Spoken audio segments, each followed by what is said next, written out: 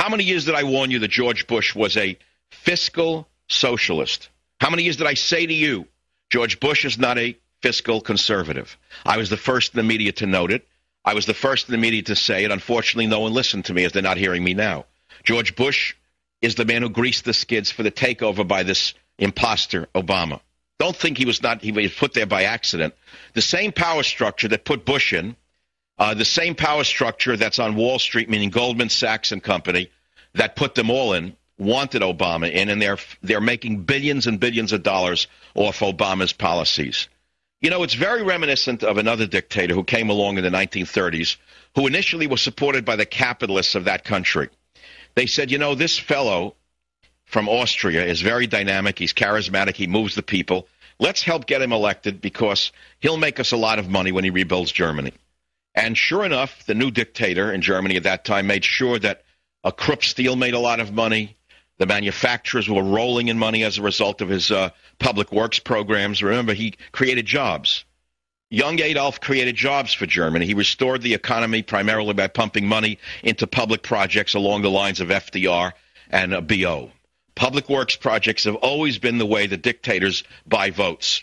In the old days in Chicago, they gave out $5 bottles of cherry brandy to bums in the street. Now they give out green czar jobs to the same type of personalities with degrees from Yale University, which are worth about as much as a degree out of a Cracker Jack box. So the fact of the matter is we now have in the White House a man who is moving America into dangerous waters. We're already 50, 60, 70% there. Bush got us 50% there. Bush took us on this socialist course. You say, well, why would the capitalists at Goldman Sachs want to make the economy socialist? You see, you can't make that connection. It's very difficult to make that leap because many of you have a false notion of what socialism is and what socialists do, and you think that socialism means no money. What you don't understand is that there are billionaires in socialist countries as well, but there's a very small, if existent, middle class at all. What they do is they shrink the middle class. So you have a ruling class, and then you have a poor class. It's a two-class society, not a three-class society. The United States of America has always had and prided itself on its large middle class. As you know, the middle class has shrunk under George Bush and is shrinking now even more rapidly under Barack Hussein Obama because the goal is a ruling elite, the Hillary Clinton crowd, the Obama crowd, the Kennedy crowd, the Goldman Sachs crowd, the George Soros crowd, and throw in a few others.